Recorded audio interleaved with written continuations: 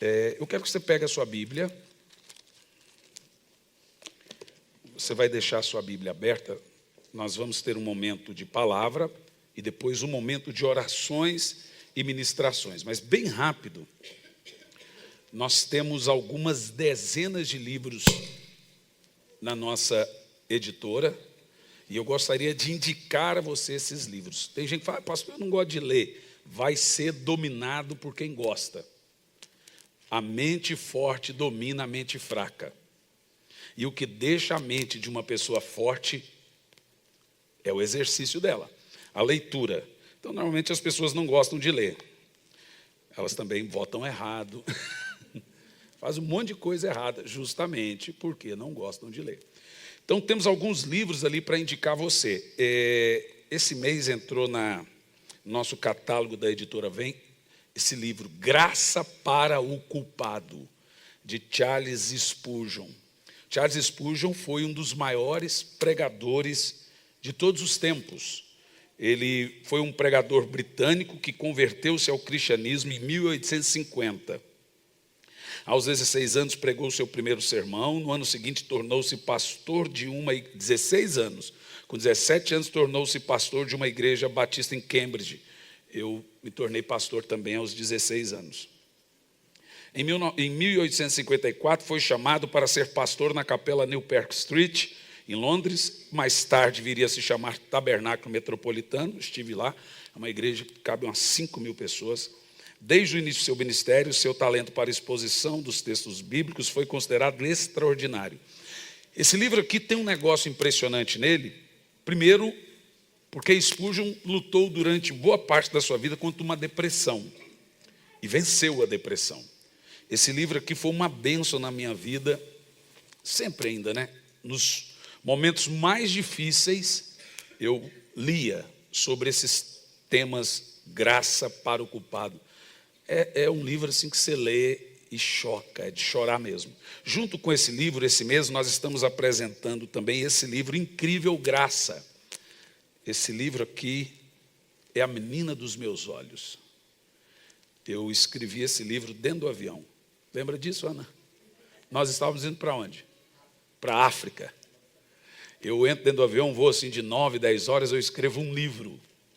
E é claro que a Ana estava do meu lado se metendo e dando pitaco. Não escreve isso, não escreve aquilo. Eu falei, Ana, vigia. E esse livro aqui tem sido uma bênção. Recentemente, um número muito grande de pessoas com depressão, por causa das pregações, tem adquirido o livro e têm sido curadas. É um livro que fala muito sobre quem você é em Cristo, sua identidade. É um livro que vale a pena você adquirir. São 2 livros focados na graça, né? Os outros 2 livros que eu quero indicar a você é Precioso Espírito Santo, Como Identificar Seu Chamado, Ministérios e Dons. Eu tenho dom, pastor? Não tem crente sem dom. Todo crente tem dom. Tem crente que não sabe qual é o seu dom. Mas a Bíblia fala em 1 Coríntios 12, verso 7, que os dons do Espírito é dado a cada um. A quantos? Então não tem crente sem dom. Tem gente que não sabe qual é o seu dom.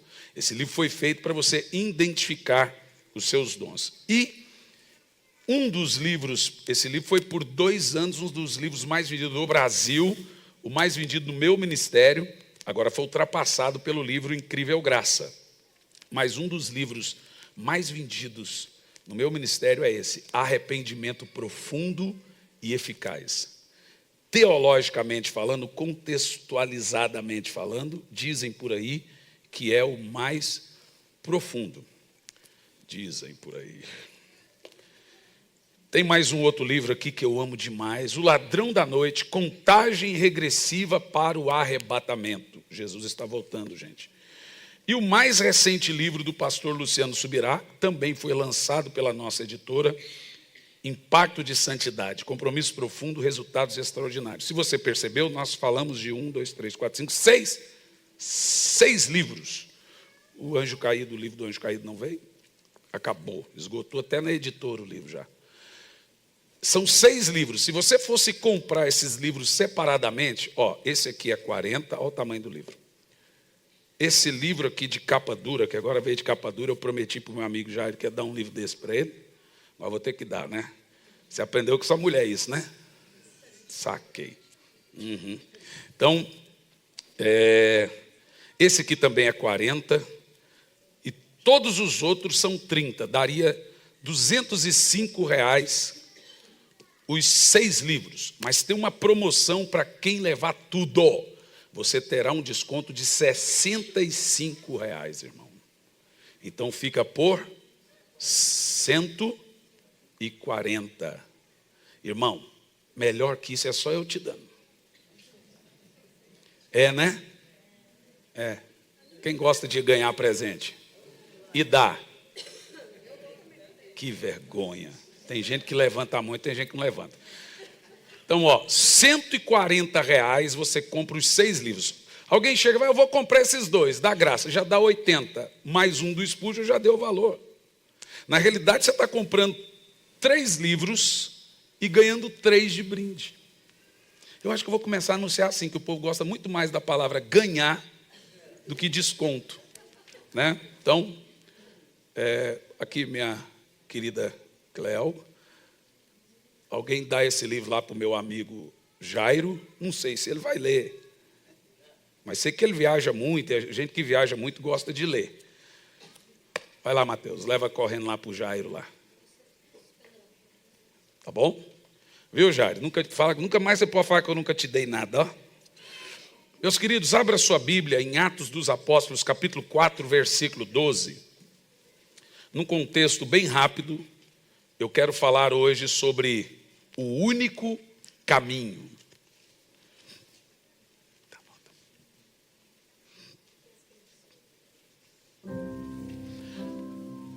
Quando eu comecei no ministério, foi me dado um DVD de Elvis Presley.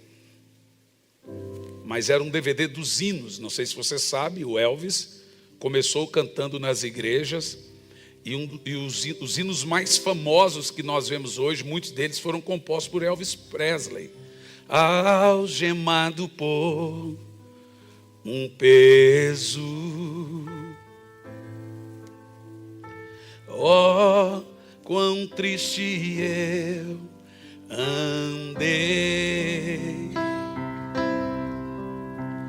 até sentir a mão de Cristo.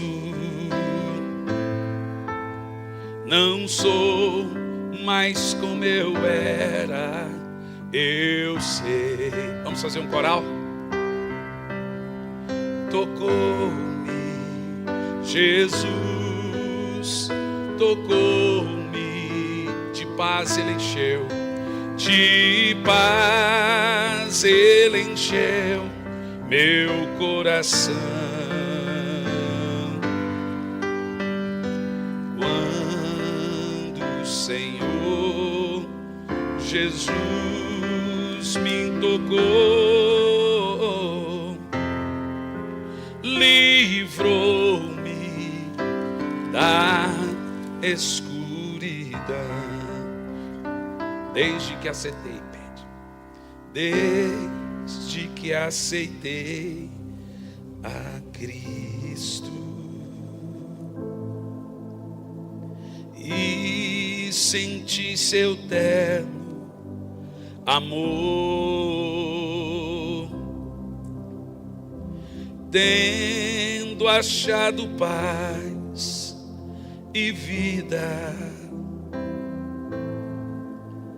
para sempre cantarei em seu louvor. Cante como num lindo coral. Tocou-me, tocou-me, de paz ele encheu meu coração.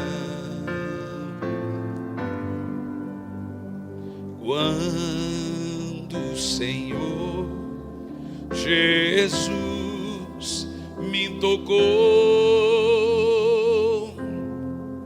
livrou-me da...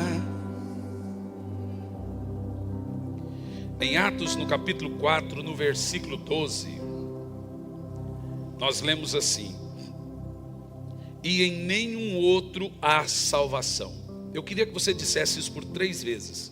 E em nenhum outro há salvação. Mais uma vez. Mais uma vez. E há um motivo, porque não há nenhum outro nome dado aos homens debaixo do céu, pelo qual devamos ser salvos.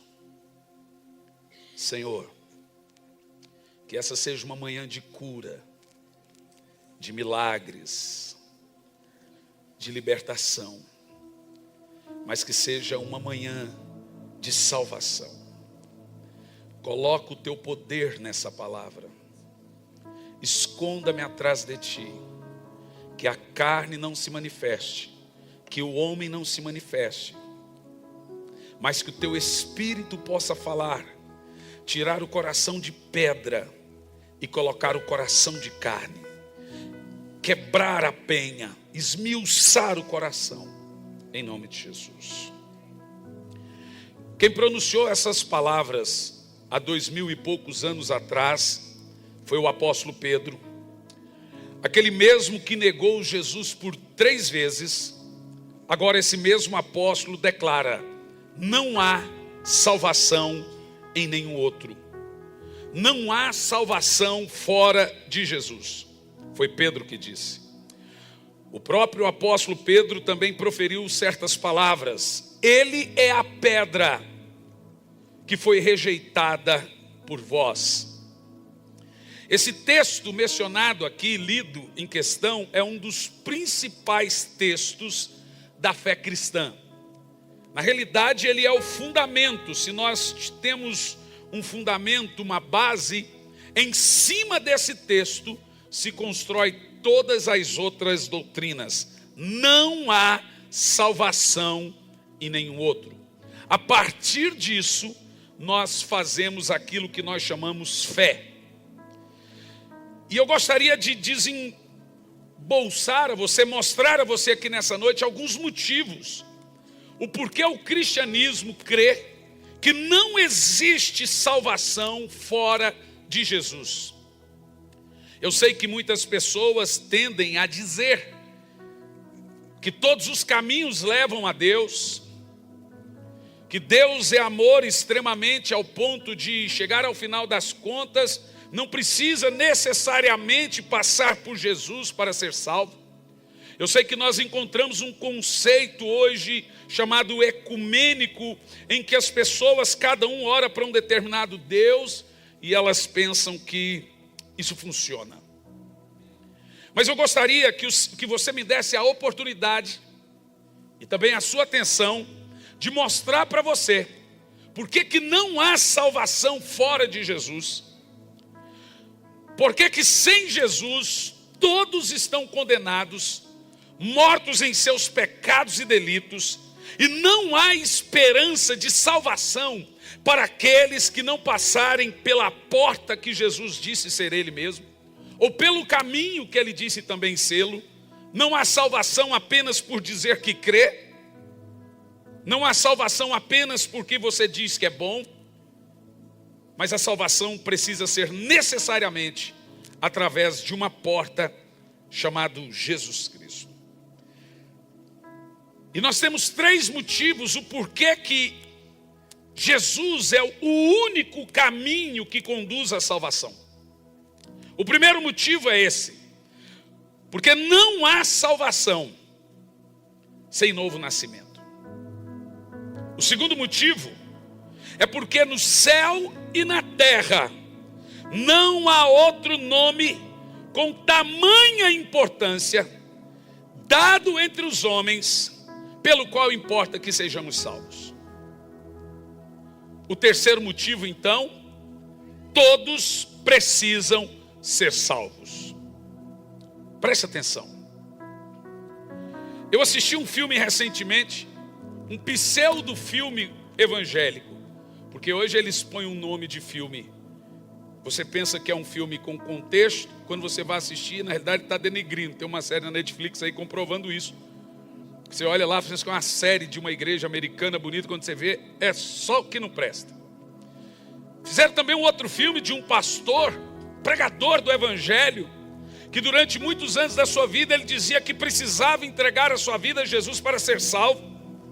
Mas de repente ele supostamente ouve Deus dizendo que ele tem que parar de falar isso, que as pessoas não precisam ser salvas. As pessoas não necessitam ser salvas. E o argumento desse filme é que Deus é um Deus amoroso, que Jesus veio e morreu por todos e tirou o pecado do mundo. Então, se Ele tirou o pecado do mundo, Ele já morreu por todas as pessoas. Então, as pessoas não precisam ser salvas, pois já estão salvas. Nesse argumento, ele está ensinando que Jesus, tendo ele já morrido por todos os pecadores, ele já levou os pecados do passado, presente, futuro, de todos os crentes e não crentes, dos que confessam Jesus e dos que não confessam Jesus, porque ele é o Cordeiro de Deus que tira o pecado do mundo. Essa doutrina tradicionalmente é chamada de universalismo, que quer dizer que Deus vai salvar universalmente todos os homens por causa do sacrifício de Cristo. E não necessita necessariamente que o homem precisa confessar Jesus como seu único e suficiente Salvador. Em contrapartida, nós já temos um outro grupo de pessoas que diz que todo aquele que fala com a boca, Jesus é Senhor, está salvo. Ou todo aquele que um dia, uma vez na vida, levantou a mão na igreja e dizendo: eu aceito Jesus como único e suficiente Salvador da minha vida, está salvo. Independente do que ele fizer depois, se ele só falou com a boca, ele está salvo. De maneira nenhuma. Você sabe qual é o valor que tem essa oração que nós fazemos levantando a mão na igreja? Nenhum. A Bíblia diz em Romanos 10 que tem que confessar com a boca. Isso é importante, publicamente, mas tem que crer de todo o coração que Jesus é o Senhor, então você é salvo. A palavra crer vem da palavra grega pistis, que significa pleno entendimento. Agora veja se você compreende. Tem que confessar e entender que Jesus é o Senhor. Existe um fundamento. Não é simplesmente dizer Jesus é o Senhor. Qual é o seu entendimento disso? Crer é entender. Você só crê naquilo que você entende. O que passou disso é apenas convicção religiosa. Por isso que existem muitas pessoas na igreja que teve uma experiência religiosa e não uma experiência com Deus. Ele realmente pensou que um dia ele levantou a mão, balbuciou algumas palavras, sem nenhum entendimento, e agora ele está salvo. Não necessariamente. E eu gostaria de mostrar a você aqui nessa manhã 3 coisas a serem observadas aqui nesse texto. Por que só tem salvação em Jesus? Por que não existe possibilidade de mistura entre Jesus e qualquer outra? Olhe bem para mim. Jesus e qualquer outra religião. O homem será salvo de qualquer outra religião. Olha, eu não gosto muito de pronunciar a palavra religião, porque Jesus não fundou nenhuma. Eu prefiro falar: não há salvação em nenhum outro. Veja que o texto não diz não há salvação em nenhuma outra, sugerindo em uma outra igreja. O texto diz não há salvação em um outro nome, não em uma outra placa de igreja ou uma outra denominação. A salvação é nele. Em primeiro lugar, por que cremos que não há salvação para aqueles que não confessarem Jesus como o suficiente Salvador da sua vida? Em primeiro lugar, a doutrina que é ensinada nesse texto. Qual é a doutrina que nós aprendemos aqui? Em primeiro lugar, todos precisam ser salvos. Bem o contrário do que nós temos ouvido, do politicamente correto, sugere que todo mundo é filho de Deus. Mas observe o seguinte: Maria estava com uma criança no colo, e o nome dessa criança era Jesus. E o nome dele é Jesus. Um nome muito comum na época, teve vários nomes. Jesus, Barrabás, se chamava era Jesus. A palavra Rabás é Jesus. Bar é filho de Rabás. Barrabás não é o nome dele, é filho de Rabás, mas o nome dele era Jesus Barrabás. Então, basicamente, Jesus foi trocado por outro Jesus. Então tinha muitos que tinham esse nome, Jesus. Era um nome comum. Esse nome é um nome aramaico, mas em hebraico o nome é José, ou Josué. Jesus, José e Josué é o mesmo nome. Mas a Bíblia Sagrada nos ensina que Maria estava com o Jesus. E ela começou a cantar um cântico com Jesus no colo. A minha alma se alegra em Deus, meu Senhor. Meu espírito se alegra no meu Salvador. Veja, os senhores, que até a mulher santa, a Santa Maria, a mulher mais bem-aventurada entre todas as mulheres, disse que precisava de um Salvador. Maria precisou de um Salvador. E ela chamou aquela criança que cresceria e morreria por ela de Salvador. Salvador da minha alma. Sugere que se Jesus não tivesse morrido por Maria, ela teria ido para o inferno. Se ela precisou de um Salvador. Todos precisam ser salvos. E por que todos precisam ser salvos? Por uma coisa simples. O pecado de Adão condenou todos à morte. Em Adão, toda a raça humana morreu física e espiritualmente. O homem nasceu para não morrer. Mas agora, porque Adão pecou, o chamado pecado original, entrou nos genes desse homem uma doença genética, que eu e você temos ela hoje, chamado envelhecimento, que leva à morte. Todo mundo morre dessa doença, hoje de outras também.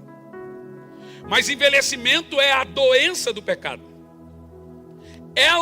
Essa doença chamada envelhecimento, ou desconcentração celular, despigmentação celular, você põe o nome que você quiser, é uma doença originada do pecado que mata todos os seres humanos. Essa doença veio por causa do pecado de Adão, e existe algo na Bíblia que se ensina, ou chama-se depravação total, que sugere que todo homem é caído, depravado, mortos em pecados e delitos. A Bíblia diz que ele é inimigo de Deus. Não há quem entenda, não há quem busque a Deus. A Bíblia diz que todos pecaram, se fizeram inúteis e agora são passivos ao fogo do inferno. A doutrina central da graça na Bíblia sugere que não há gente boa na terra. Todos são culpados. Mas e as crianças? São verdadeiras serpentinhas. Mas é uma pobre criança inocente. É porque é criança. Significa que é porque não tem força para fazer mal e nem capacidade suficiente para fazer mal a alguém. Porque se tivesse, faria. E eu vou lhe provar isso. A minha menina tem 3 anos de idade. E vira e mexe, você tem que tirar a ignorância do coração dela. Mas eu vou citar o Jean como exemplo, ele não gosta. Mas o Jean, quando tinha os seus 2 aninhos de idade, e eu achava aquilo assim, tanto quanto interessante, eu tiro mensagem de tudo. Ele estava mamando, e quando faltava leite, ele mordia até sair sangue. E ele mamava o leite misturado com sangue. De tanta raiva que ele ficava quando faltava leite. Aí ia para o outro seio. Faltava, ele mordia com tanta raiva e batia. Eu falei, mas rapaz, mas esse menino tá bem. Aí agora, o resto da semana, minha esposa passava pomada e ficava, porque já estava machucado. E aí ele, às vezes, estava no meu colo, ele punha a mãozinha assim no meio do relógio, ficava puxando para tirar. Quando ele não conseguia, gente, era outra criança. E batia, e ficava nervoso, de tanta raiva, porque não conseguia alguma coisa. Um dia eu falei, gente, tira a cabecinha dessa criança que morde a mãe, a ponto de sair sangue, e põe num corpo de um homem de 18 anos, o que faria com a mãe? E nem sentiria culpa. Todo mundo nasce mal. Quem ensina os seus filhos a mentirem? Essa menina tem 3 anos, a minha. Ela fala um negócio, que é isso, filha? Não estou brincando. Significa que eu estava mentindo. Mas quem ensinou ela? Inclusive até a desculpa do estou brincando. Ninguém. Nem na escola ela foi ainda. Ela solta cada coisa. Por quê? Os genes, a árvore genealógica de Adão, o pecado, a natureza pecaminosa, já está dentro do homem. Escute bem, você não é pecador porque você peca. Não é o seu pecado que te faz pecador. Você peca porque você é pecador. É a sua natureza que te faz pecar e não o seu pecado que faz a sua natureza. Ou seja, todo homem é caído, depravado, e quando eu me refiro todo aquele que não nasceu de novo. Estou falando de forma metafórica, referindo-se a toda a raça humana, e quando eu falar de meio em uma arte da retórica, do diatribe, você eu estou referindo a amplamente toda a raça humana. O texto sugere que todos estão mortos em pecados e delitos. E não há quem entenda, não há quem busque a Deus. Esse homem é inimigo de Deus. Ele não vai buscar a Deus por si só, porque ele está morto. Ele não tem capacidade em si mesmo de dizer sim a Deus, a não ser que Deus venha com uma graça preventiva e o atraia com cordas de amor e bondade. Por isso que você vai ler na Bíblia: não fostes vós que me escolhestes, foi eu que escolhi a vós primeiro. Não fostes vós que me amastes, eu amei você primeiro. A Bíblia diz que Ele nos amou, nos escolheu, estando-nos, cada um de nós, ainda mortos nesse pecado. Veja, o Senhor não decidiu me salvar porque eu fiz alguma coisa boa. Ele decidiu me salvar quando eu ainda estava morto nos meus pecados. O nome disso é graça. Agora vejam, senhores, como que alguém vai ser salvo sem Jesus, se já estão mortos nos seus pecados e delitos? De tal forma que nós entendemos que Deus não manda ninguém para o inferno. Na realidade, o inferno não foi feito para as pessoas. A Bíblia diz que o inferno foi feito para o diabo e seus anjos. Mas existem 2 lugares para onde as almas dos homens podem possivelmente ir. Você tem o plano físico e o plano espiritual. No plano espiritual você tem apenas duas estradas, 2 caminhos: o céu e o inferno. Deus fez o inferno para o diabo e seus anjos, mas lá já habita almas. Se esse homem que morre sem Cristo não pode entrar no céu, só existe um outro lugar para onde ele vai. Por isso que o termo inferno no Velho Testamento é chamado Sheol, no Novo Testamento é chamado de Hades, e Jesus usou um outro termo chamado Vale de Ginon ou Giena. E esse termo é dado justamente porque a alguns quilômetros de Jerusalém existe um vale chamado Vale de Ginon, que na realidade significa incinerador de lixo, muito quente. Então Jesus, ao mencionar o inferno, ele usou aquele incinerador do lixo de Jerusalém para falar: lá é um incinerador de lixo, de almas, onde o fogo não se apaga.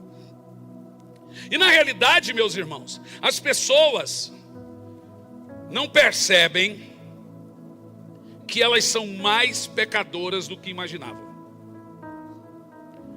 Tem gente que pensa que elas são boas, mesmo contendo alguma bondade nelas. Nós pecamos mais do que pensamos. A Bíblia Sagrada diz que nós pecamos de várias maneiras. Por exemplo, nós pecamos com nossas palavras. Em Mateus 12:16 diz que todo homem dará conta das suas palavras diante de Deus. Alguém uma vez me disse: mas eu não me lembrarei dessas palavras. Não é você que tem que se lembrar, é Deus que não se esquece. Você se lembra de todas as suas palavras? Claro que não. Você já mentiu alguma vez? Você já falou mal de alguém alguma vez? Claro que não. Você já pronunciou murmurações, já reclamou da vida, você fala palavrões? Agora pense, todas as nossas palavras de alguma forma estão gravadas, não sei qual é a tecnologia do céu, e guardadas. E diz a Bíblia em Mateus 12,16, que serão usadas contra nós. Tudo que o homem fala, ele vai dar conta no dia do tribunal. Cada palavra que dissermos é gravado. Em segundo lugar, nós pecamos fazendo obras. Diz a Bíblia que toda pessoa dará conta do que fez pelo meio do corpo diante de Deus. Isso é chamado de obras. Tudo que você faz no meio do corpo, seja obras boas ou más, são chamadas de obras. Tudo que você faz é gravado e não será esquecido. Aquilo que você fez, que seu pai, sua mãe não viu, seu marido, sua esposa, seu pastor, Deus viu. Na realidade, a única pessoa que não deveria ver, talvez seja a única que vê. Isso é chamado de obras. E nós temos obras más, obras boas e obras mortas. Obras mortas são aquelas que eu deveria fazer e não fiz e passou o tempo. Por exemplo, tem uma pessoa aqui, Jesus manda, vai lá e prega. Não preguei, a pessoa morreu. Morreu a obra. Em terceiro lugar, depois de nós pecarmos fazendo, falando, a Bíblia também diz que nós pecamos não fazendo. Então lá no tribunal o Senhor vai chamar, bode para a esquerda, ovelha para a direita. Os da esquerda, apartai-vos malditos para o fogo eterno, preparados para o diabo e seus anjos. Os da direita, bem-vindos, benditos. Da esquerda, malditos. Esses dias eu perguntei o que esse povo, porque até então todo mundo pensava que era crente, mas lá no dia ele vai separar joio de trigo. O joio e o trigo crescem na mesma terra, recebem as mesmas bênçãos, têm o mesmo sol e o mesmo dono. Se eu tentar tirar joio, eu tiro o trigo também, é o Senhor que tira. A diferença é que no dia da colheita o trigo vai para o celeiro, o joio vai para o fogo. A diferença do bode e da ovelha é que é só no dia, eles têm o mesmo patrão, comem a mesma ração, moram no mesmo pasto, recebem sol e chuva abundantemente. E você não sabe, mas no dia o Senhor sabe a separação. Aos que estiverem à esquerda ele vai chamar de malditos e vai falar, vai para o fogo eterno. Aos que estiverem à direita ele vai chamar de benditos e vai falar, vamos para a salvação eterna.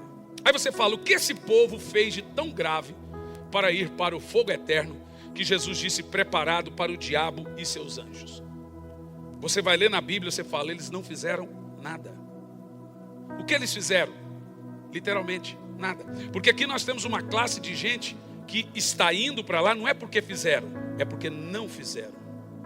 Porque pecado não é só praticar, é também deixar de praticar. Por exemplo, deixar de orar é pecado, que a Bíblia manda você orar.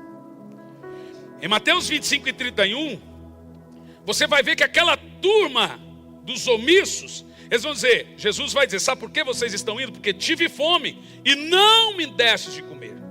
Tive sede e não me destes de beber. Estava nu e não me vestistes. Era forasteiro e não me hospedastes. Temos aqui um tipo de gente, é aquele tipo de gente que está na igreja e diz, pelo menos eu não atrapalho. Já atrapalha. Jesus disse, quem não ajunta, espalha. Quem não é comigo, é contra mim. Não tem neutralidade nessa fé, gente. Ou seja, quem não faz nada, está fazendo tudo errado. Esse grupo está aqui, Jesus disse, tive e não fizeram. Não fizeram. O que esse povo fez para ir para o inferno? Nada. Literalmente, nada. Você percebeu que a salvação não se consiste em fazer, e não ir para o inferno não se consiste em deixar de fazer. Literalmente nós estamos vendo aqui na Bíblia que nós pecamos por palavras, Nós pecamos por obras fazendo, e nós pecamos quando deixamos de fazer. Isso significa que nós não fazemos nada a não ser pecar. Mas tem outro ponto mais complicado ainda. Em quarto lugar, diz a Bíblia que nós pecamos quando não pecamos.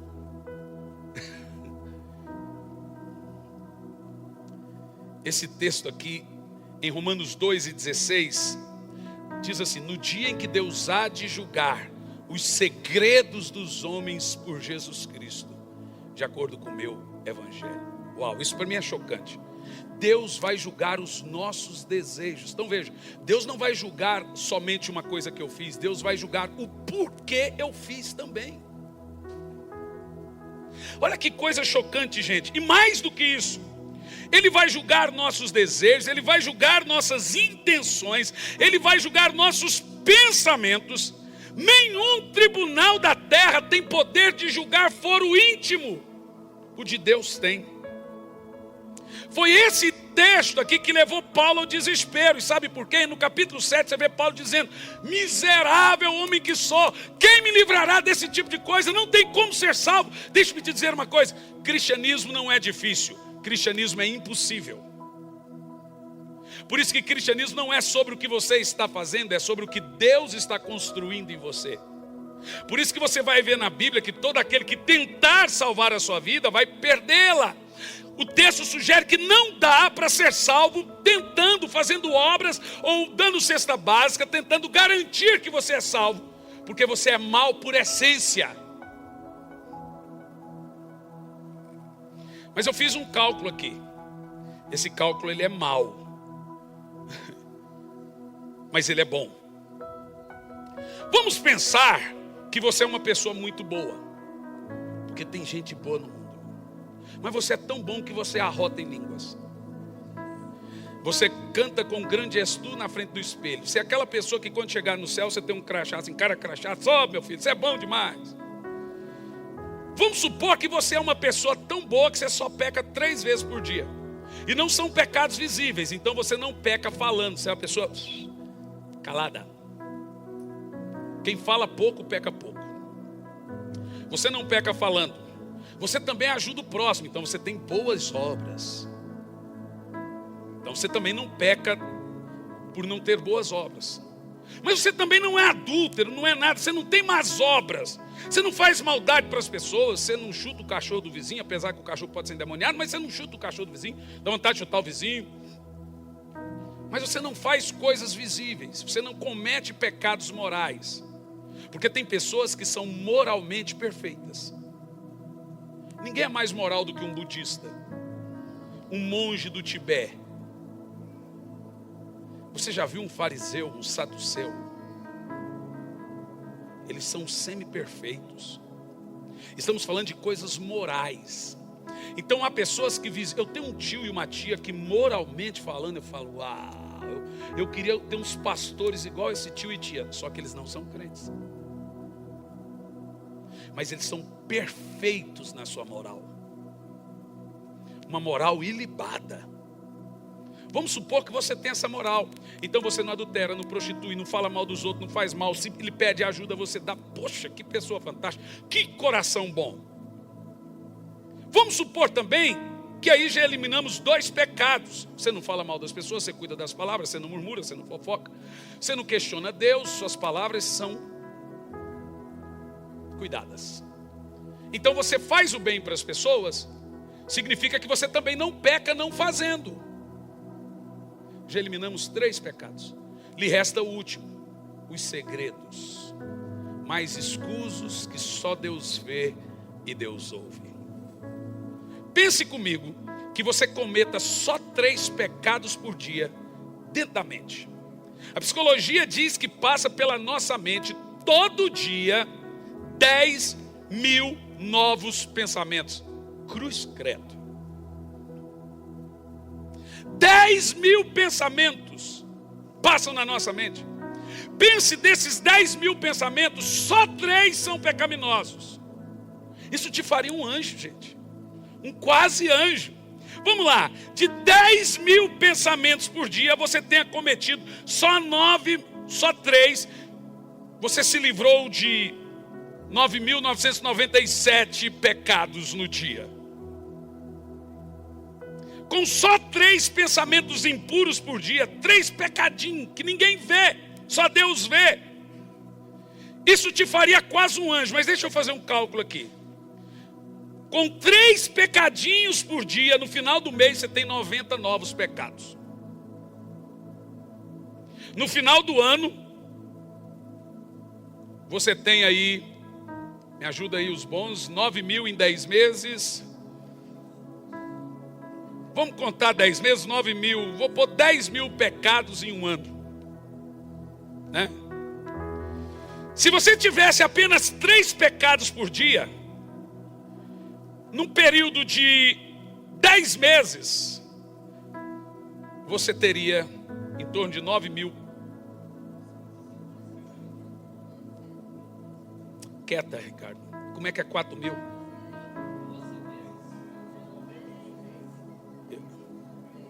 Aonde é que você está, Ricardo? 9.400 e alguma coisa. Minha cabeça não está funcionando agora. Você é contador, alguma coisa, você é mágico, benzedor. 10.000 e poucos pecados. Vamos arredondar para 10. 10.000 pecados. Olhe bem para mim, gente. Imagine uma pessoa chegar diante de um juiz e falar assim: senhor juiz, durante um ano eu cometi 10.000 crimes. Não tem advogado que salve a alma de uma pessoa dessa, se ele tiver numa pasta 10.000 novos crimes. Eu estou contando 3 pecados por dia só de pensamento que ninguém vê, ninguém ouve, ninguém sabe, que vem na sua mente involuntariamente. Veja você que nós temos uma causa indefensável chamada salvação. Por isso que a Bíblia diz: não há quem busque, não há um justo. Você não pode achar que você agora é uma pessoa boa porque deixou de fazer alguma coisa ruim.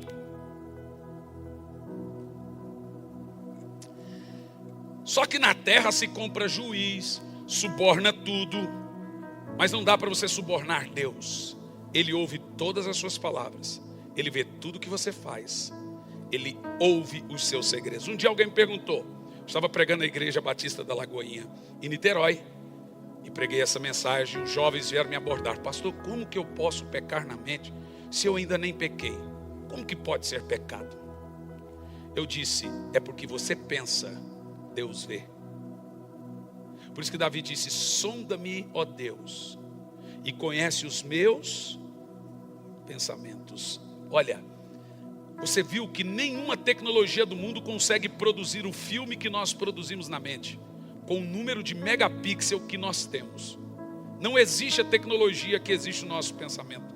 Nós produzimos a melhor filmagem, com o melhor som, com a melhor tecnologia, com tudo que se pode imaginar, é chamado de mente. Agora pense, aquilo que você pensa, Deus assiste. A plateia dos nossos pensamentos é Deus. É uma causa indefensável. Cristianismo não é difícil, é impossível. Por isso que nós cremos na graça. Não dá para você dizer: fazendo ou não fazendo isso eu vou ser uma pessoa melhor.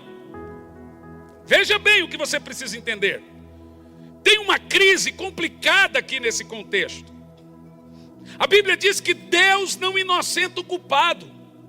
A alma que pecar, essa morrerá. Então veja, você não precisa cometer 10.000 pecados para deixar de entrar no céu. Você não precisa cometer 3 pecados para deixar de entrar no céu. Se você cometer um, você não entra. Porque o céu é lugar de gente perfeita. E pastor, então nem o senhor é salvo. Pois é. O céu mora Deus, lá é um lugar de gente santa. Tem que ser perfeito para entrar no céu. Eu te pergunto, então como você vai ser salvo? Boa pergunta. Responda para você mesmo.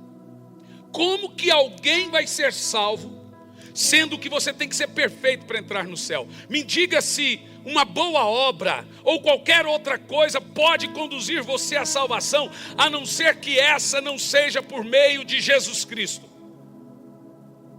Por isso que você precisa entender agora que o homem, por melhor que ele seja, ele não pode salvar a si, por causa do pecado que está na sua natureza. Ele se inclina para fazer coisas erradas. Por isso que salvação é passar pelo caminho do sangue, que a Bíblia chama novo e vivo caminho. Por isso que quando você chegar diante de Deus, eu lhe pergunto, como uma pessoa tão má como eu vai chegar diante de Deus e não ser consumido? Um Deus que tem olhos de fogo, que é santo, que a sua presença mata até os mais consagrados, como ele disse para Moisés, se esconda, senão você morre. Como que eu e você vamos chegar diante de Deus e sobreviver à presença dele? Eu lhe explico. Imagine que, vou arrumar um rico agora de manhã, que o Ricardo ficou rico. Lembra de mim quando entrares no paraíso, Ricardo? E o Ricardo comprou uma fazenda com muitas ovelhas, umas 1000 cabeças. Se eu não for lá uma vez por mês, eu picho uma praga, não sei. E agora o Ricardo tem 2 ovelhas prenhas, que vão dar à luz no mesmo dia. Olhe bem para mim. Uma dá à luz e o bebê morre.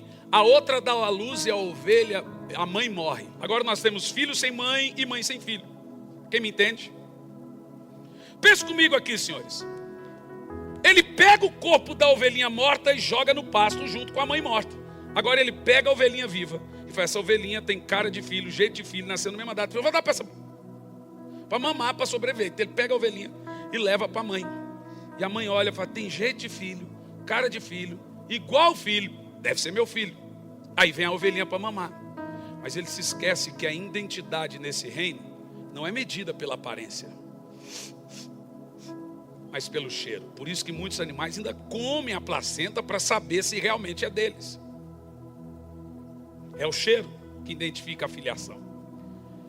Aí ela sente o cheiro e fala, não é o meu. E começa a maltratar a ovelhinha, empurrar. E o Ricardo fica preocupado, essa ovelha vai morrer. Ele tira a ovelha, mas ela vai morrer de fome, ela está sendo maltratada, parece filho, tem jeito de filho, cara de filho, mas não é filho. O que é que eu faço da vida agora? Ele se lembra que lá no pasto tem um corpo de uma ovelhinha morta, o filho da mãe. O que ele faz? Vai lá e pega o corpo da ovelha morta, tira a pele e veste a ovelha viva. No Velho Testamento nós vimos uma história assim. Alguém que Deus queria que fosse primogênito, não era primogênito. Devia ser, mas não era. Então Deus o vestiu com a veste do primogênito. E o pai o reconheceu pela... Ali está explicando o plano da salvação. A história de Esaú e Jacó. Então o Ricardo pega essa ovelha e veste ela e leva de volta para a mãe. Agora tem jeito de ovelha, cara de ovelha, idade da ovelha e cheiro do filho. Mas não é porque ele é filho, é porque ele está vestido do seu filho. A Bíblia diz que quando você chegar diante de Deus, você tem que chegar pelo novo e vivo caminho, que é o sangue de Jesus. Se você não estiver revestido desse sangue que foi derramado na cruz do Calvário, você não será reconhecido como filho, porque a santidade dele já consome você. Você será derretido diante dos olhos de Deus. Então, como eu não serei consumido? A Bíblia usa um termo, vestir-se de cordeiro, revestir-se de Cristo. Todo aquele que recebeu Jesus como seu Salvador, ele vai chegar diante de Deus, a Bíblia diz, com confiança, sem medo e sem culpa. Porque quando Jesus olhar para ele, vai ver o sangue de seu filho. Lhe explico de maneira mais clara ainda. Quando o anjo da morte desceu no Egito, Deus disse, passa sangue nos umbrais da porta, um cordeiro para cada família. A casa que estiver manchada de sangue, a minha ira vai passar por cima e não vai ver o que está dentro da casa. Você percebeu? Esse texto está explicando como seremos salvos. Quando você chegar diante de Deus, se você morrer hoje, você chega diante de Deus no julgamento. Se você não estiver revestido da salvação de Cristo, do sangue de Jesus, você nem conversa com Ele. A presença dEle consome você. Os olhos dEle matam você, de tamanha santidade. Mas todos nós chegamos diante de Deus, vestidos do sangue do Senhor. Deus não te ama porque você é bom. Deus te ama porque Ele é bom. Deus não te ama porque você ama Ele. Você ama Ele porque Ele te amou. Você não é aceito porque Ele viu coisas boas em você. Você é aceito porque Jesus, o justo, sem nenhum pecado, Ele foi o Cordeiro perfeito. Ele morreu por você. Ele abriu o acesso a nós, a entrada no céu. Porque eu sou falho, mas Ele é perfeito. É por Ele, através de Jesus, que eu tenho plena entrada ao reino dos céus. Por isso que não tem como. A salvação é impossível. Ela não é difícil. Ela é impossível. Por isso que só através do Cordeiro de Deus, que tira o pecado do mundo, que os homens podem ser salvos. Senão eles não têm entrada. É pelo sangue de Jesus. Sabe o que eu estou dizendo com isso? E aqui eu vou concluir agora. Quando você lê o texto, não há outro caminho. Eu sou o caminho, eu sou a verdade, eu sou a vida. Ninguém vem ao Pai se não for por mim. Nós temos a segunda observação do texto. Em João 14, no versículo 6, nós lemos assim, Jesus disse, eu sou o caminho, a verdade e a vida. Mas olha em 1 de João 5, do 11 ao 12, olha esse texto. O testemunho é esse, que Deus deu a vida eterna. Agora olha o texto, irmãos. E a vida eterna está em seu Filho.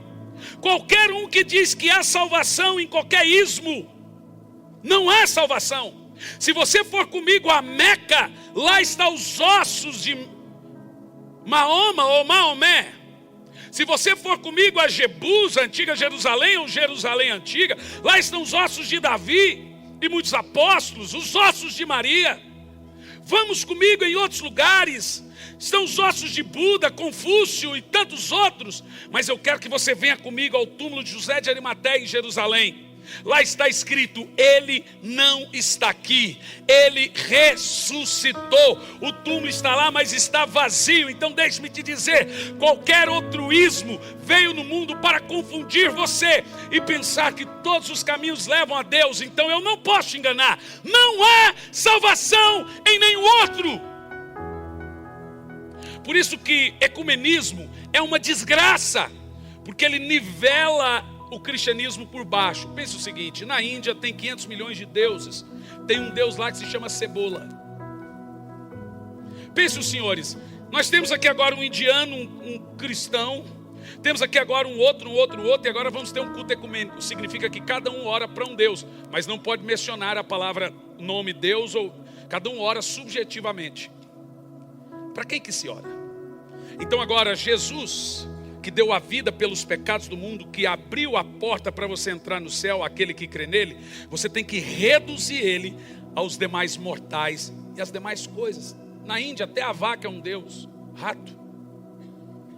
Pega o nome precioso, o nome que está acima de todos os nomes, dado pelo qual importa que sejamos salvos. E quando você fica pensando em qualquer outra coisa, a não ser Jesus, você pega o nome de Jesus e diminui ele a nada. Então eu quero aqui te dizer a você e aos milhares que nos assistem, olhe para mim, se você não entregar a sua vida a Jesus, se você morre sem isso, você vai para o inferno, você não é salvo.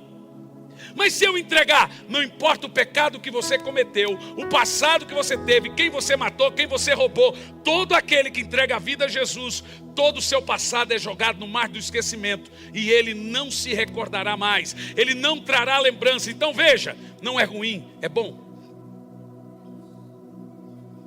Pastor, não é pesado você dizer isso? Não, não é. Veja, põe para mim na tela João capítulo 1, versículo 12. Porque o mundo diz o seguinte, todo mundo é filho de Deus. Mas nós lemos aqui nesse texto, a vida eterna está em seu Filho. Agora João 1 e 12, olha o texto. Evangelho.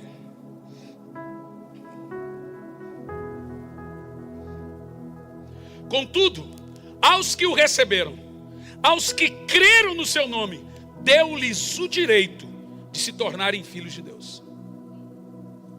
Você percebeu? Você leu comigo isso? Não. Você viu que só se torna filho quem crê no Filho.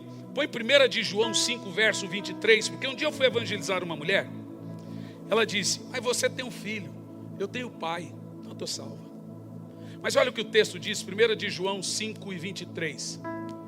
Esse texto, ele é extremamente poderoso, para você entender que a salvação se consiste em entender isso que eu estou pregando, e confessar Jesus como seu Salvador, e aí então, você pode fisicamente estar vivo, e se morrer você está salvo.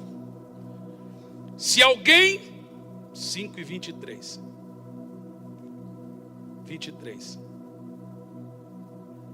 2 e 23, perdão Tiago, 1 de João 2 e 23, por favor.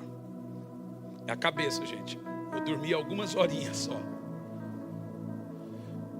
Todo o que nega o Filho, olha lá gente, todo o que nega o Filho, também não tem o Pai. Quem confessa o Filho, tem o segredo da salvação está em quem aqui no texto?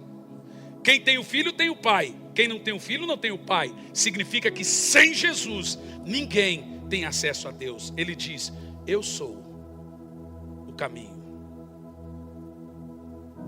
Quem vem a mim, vê o Pai.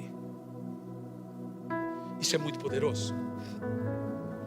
Em segundo lugar, a doutrina é essa porque é a doutrina para ser salvo. Em terceiro lugar, as consequências dessa doutrina são o que foi lido: toda religião sem a graça, sem ser revelada unicamente em Jesus. Qualquer religião que aponta Jesus mais alguma coisa, Jesus mais isso, Jesus mais aquilo outro, ela é fingida. Então nós temos até mesmo no cristianismo pessoas que já começaram a colocar amarras para outros serem salvos. Você precisa fazer, alguém uma vez me disse: irmão, você tem que ser santo para ser salvo. Não, você não tem que ser santo para ser salvo. Você só é santo se você for salvo. Você só vai conseguir manter e ter santidade se tiver a salvação. Você não tem que ser santo para ser salvo. Você só é santo se for salvo. A santidade vem depois. Ela é um fruto do Espírito.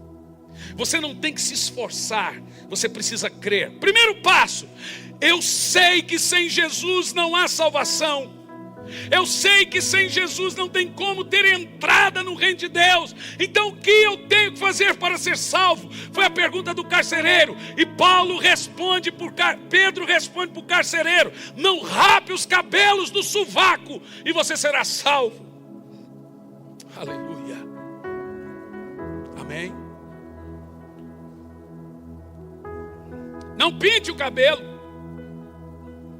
Não corte o cabelo modernamente, né, pastora Denise? Pastor Elisandro deve ter umas 4 cores nesse cabelo aí.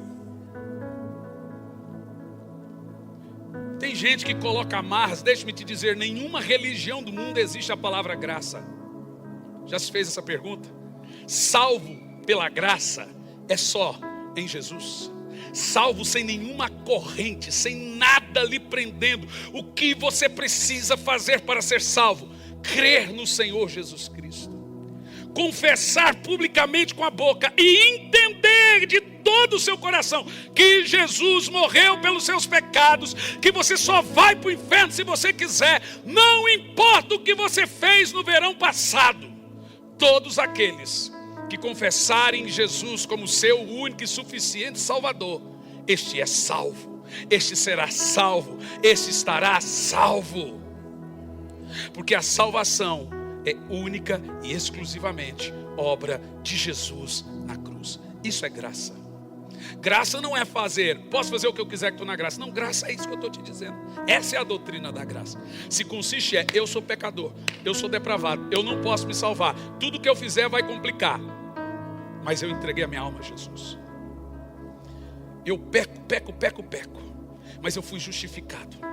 Eu não serei justificado, eu fui justificado. Eu me arrependo dos meus pecados, e toda vez que eu me arrependo, eu me aproprio do sangue que derrama sobre os meus pecados, e ele não vê mais. Entendeu o que eu disse? O arrependimento é uma obra que faz o sangue pingar em mim, e o Senhor me perdoar por causa daquele sangue derramado. Diga comigo, isso é graça. Diga, isso é graça. Deus não é mau, Deus é muito bom. Ele é tão bom que Ele mandou alguém tão bom e perfeito para você que é tão mau, que nós somos maus. Hitler era um homem mau? Não. Hitler é só uma amostra do que o homem pode vir a ser sem Cristo. Todo mundo pode vir a ser algo assim, sem a graça. O que eu tenho que fazer para ser salvo então, pastor? Bom, essa resposta é fácil responder. Eu tenho uma maneira de ganhar almas muito simples. Eu entrei dentro do avião uma vez, tinha um jovem do meu lado, uma jovem do meu lado, jovem senhora. Eu comecei a conversar com ela. Irmão, sentou do meu lado, vai para a rede, meu filho, vai ouvir do evangelho. Então nem senta. Falou, tudo bem, a minha intenção é outra. Tudo bem, não sei o que. E aí eu perguntei, você faz o quê? Eu faço isso, aquilo, outro. Aí ela, muito educada, falou, e você faz o quê? Eu falei, depende de você. Ela falou, mas o que o seu trabalho tem a ver comigo? Eu falei, tem tudo a ver. Se você deixar o trabalho, se você não deixar, eu não trabalho. Ela, não entendi nada. Eu falei, te explico, eu sou um evangelizador. Se você deixar, eu falo de Jesus para você. Se você não deixar, eu não falo. Posso trabalhar? Ela falou, pode. A minha pergunta foi só essa para ela. Você tem Jesus no seu coração? O que ela respondeu, gente? O que todo mundo responde? Aí ela falou, sim. Eu falei, então vou te fazer outra pergunta. Você tem mãe? Tem. Sua mãe está no seu coração? Está. Me fale dela. Minha mãe. Ficou falando e já encheu o de lágrimas. Você tem filhos? Tem. Ele está no seu coração? Fale deles. Meu filho mais velho, isso mesmo. Você que foi falando. Você tem marido? Não tem. Então não fala dele. Aí ela falou dos filhos, ela falou da mãe, se emocionou. Depois de 10 minutos eu falei, pergunta inicial, Jesus está no seu coração? Claro, falei, me fale dele. Como assim? Porque a boca fala do que o coração está cheio. Tudo que mora no seu coração flui de maneira livre. Você pode dizer que Jesus está no seu coração, mas se você não consegue falar 5 minutos dele, ele não está. Ela falou, o que você quer dizer com isso? Eu vou te fazer uma pergunta e você me responde. Sua mãe está no seu coração? Está. Você falou dela? Sim, livremente. Seus filhos estão no seu coração? Está. Você sabe tudo dele? Sim. Jesus está no seu coração? Eu acho que está, mas você não consegue falar dele. O que isso quer dizer? Ela falou, ele não está no meu coração. Eu falei, responda você. Ela, acho que não. Ela perguntou, o que todo mundo pergunta, o que eu tenho que fazer para Jesus então estar no meu coração? Eu falei, agora você está entendendo o evangelho. Isso, gente, em 10 minutos eu apliquei para ela o plano da salvação. Sabe o que você precisa fazer? Primeiro, entender o que Jesus fez por você. Aí foi a viagem toda. Mas as pessoas são más. Eu falei, até eu, minha filha. Mas você precisa depositar a sua fé em Deus para ser salva. Apegar-se na obra da cruz e você será salva. Ela falou, o que eu tenho que fazer? Confessa Jesus com a boca. E agora você já entende de todo o coração. Procure uma igreja que a Bíblia é pregada, que Jesus é o único Senhor, não uma placa, e você será salvo. Dentro do avião ela começa a chorar e entrega a sua vida a Jesus. Você pensa que é difícil pregar? Não é. É vergonhoso pregar. Você é salvo. Se você não é ou tem alguma dúvida, todos precisam compreender isso que eu preguei e agora confessar publicamente com a boca. Aí você será salvo. Mas para que serve a salvação? Para vencer o pecado, para vencer o diabo e para não ir para o inferno. Todo mundo é salvo do pecado, do diabo e do inferno. O inferno é no futuro. Se você morrer hoje sem ser salvo, você vai para o inferno. O que eu preciso fazer então? Confessar publicamente.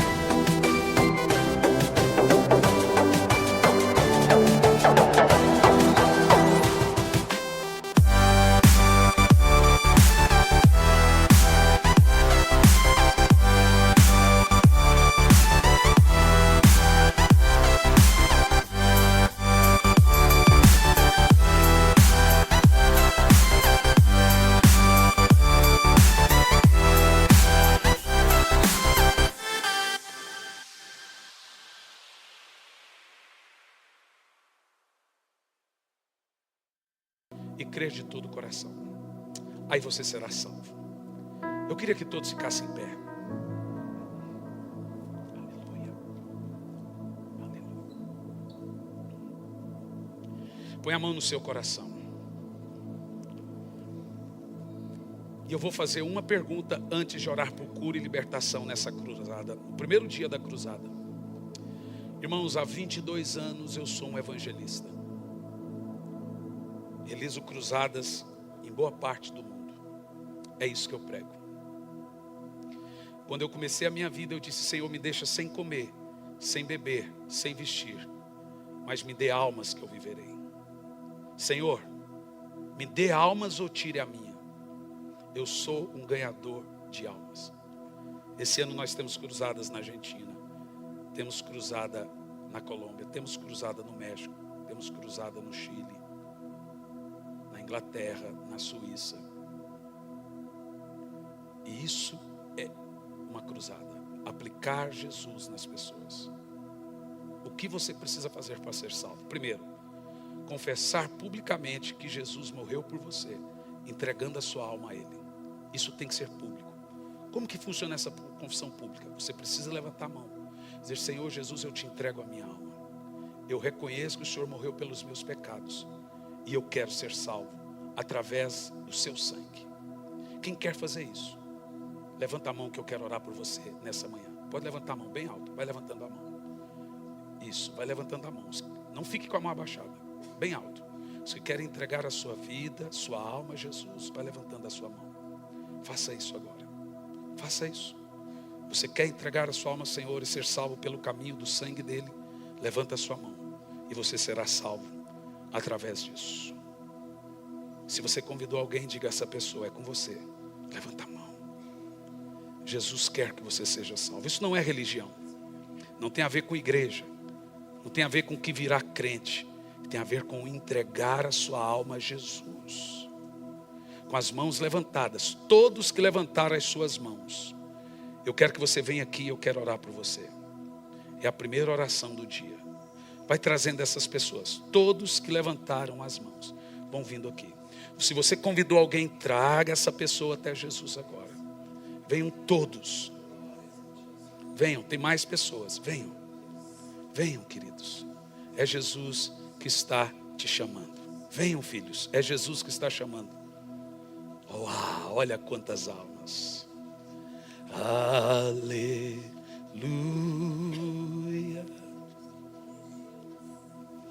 Aleluia.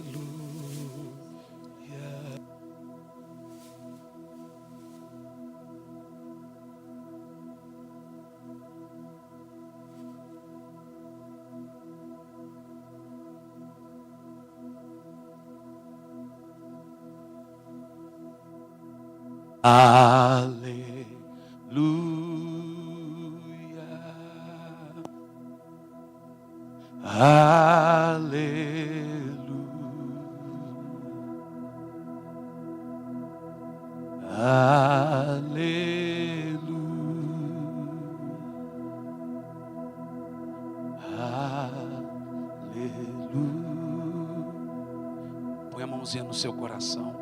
Tem mais pessoas aí.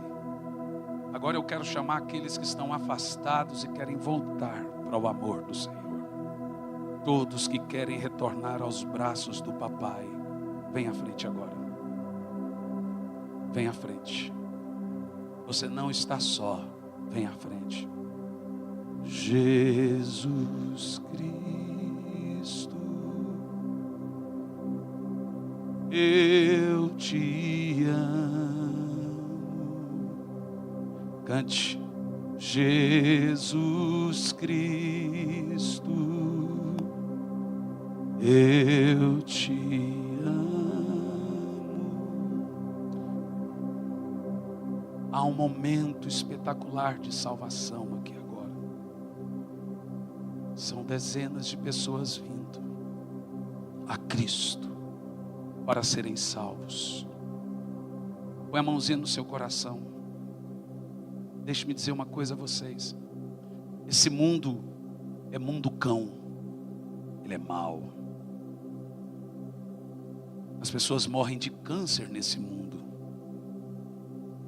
As pessoas ficam doentes. As pessoas cometem delitos. Mas existe um futuro nos aguardando. Para todos aqueles que têm Jesus, existe uma esperança, que é a glória. Com a mão no seu coração, você vai repetir comigo essas palavras: Senhor Jesus, perdoe os meus pecados, faça com que meu passado seja jogado no mar do esquecimento. A partir de hoje, eu sou uma nova criatura em Cristo Jesus. As coisas velhas se passaram e tudo se fez novo. Senhor Jesus, eu te entrego a minha alma. Salva-me pelo teu sangue, pelo teu sacrifício. Eu te reconheço como meu Salvador. Glória a Deus. Vê um senhor como o senhor aqui à frente chorando desse jeito. Isso nos faz amar a igreja. Alguns poucos conseguem ver essa cena que eu estou vendo aqui. Isso é uma cena que deveria ser frequente. Cristianismo é as pessoas entenderem Cristo e virem à frente em lágrimas. Isso é igreja. Aleluia, Jesus. O Espírito Santo está aqui nessa manhã.